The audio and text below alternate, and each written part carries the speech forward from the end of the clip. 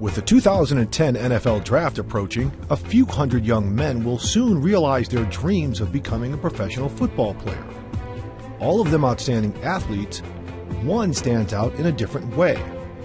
Meet Virginia Tech offensive lineman Ed Wang. At 6'5" and more than 300 pounds, it's not his size or his collegiate accomplishments that make him unique. It's his heritage. If drafted this April, Ed Wang will be the first athlete of full Chinese descent to ever play in the NFL. His story, like every young man's story, begins with his parents.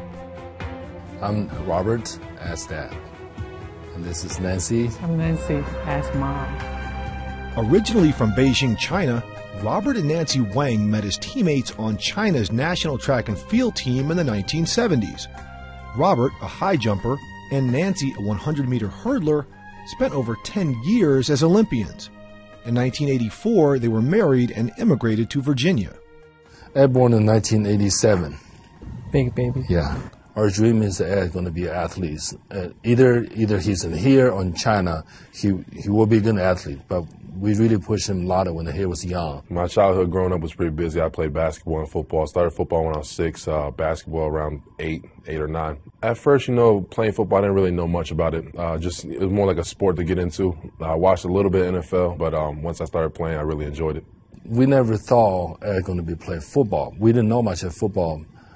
Back then, we watched all the game, and literally, we talk to the coach, watch them practice. We have to understand the rule. I think they picked up on it pretty quick. They ask why are you doing this, and I explained to them why I'm doing it. The coach says better this way. So that's how we started to fall in love, because football really is exciting. Lots of rules and contact sports. I think it's better than any other sports. Armed with a new passion for American football, the Wang set to work.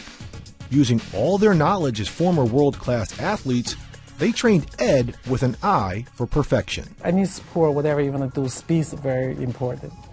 So we started doing them before they're very little, 7, 8 years old, they run a lot. I bought lots of weightlifting equipment, and Ed started lifting when he was, 10 or 11. Basically, school, homework, training, go home, shower, sleep. The hard work paid off for Edward and his family.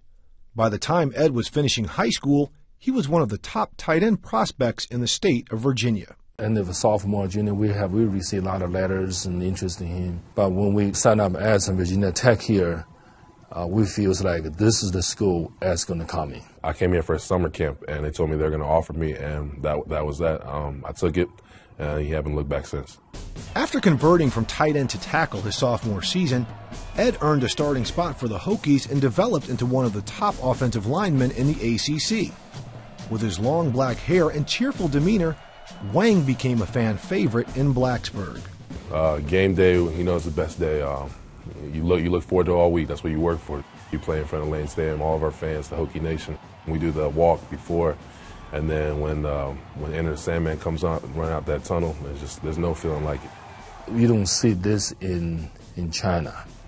I don't think they have any sport that can attract that many attention.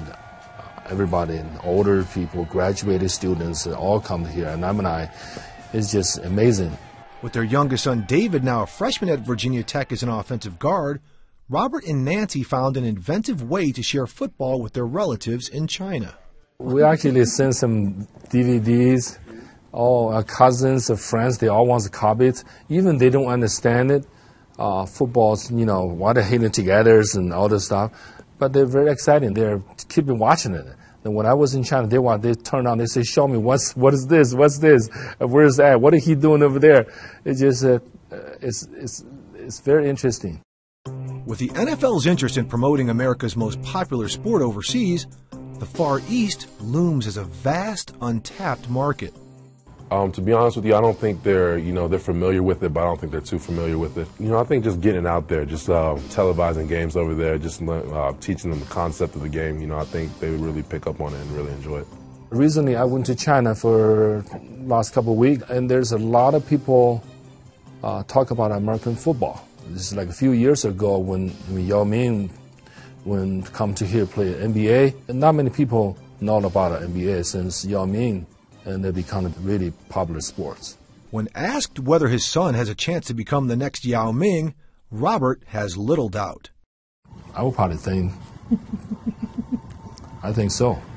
Whether or not Ed will realize his NFL dream remains to be seen. But with all 7 rounds of the NFL draft televised live across the nation, he and his family will soon find out. But Ed, like most people in China, will not be watching. I have no idea where I'm going to go. I've told everybody around me I don't want to know, so I'm just kind of taking that approach. Just watching everybody getting drafted, I mean, the nerves will start building up, so I feel like it's, just be easier just not watching. If he do get drafted, and he deserved it, and he put a lot of effort. My parents have been training me since I was a little kid. I owe everything to them. We always teach them, children, you have to have a dream and a goal. You do your best, you don't make it, you don't feel regret. As parents, we just feel very proud of the kids, and they are listening what we taught them, and we give them directions, and they really follow it.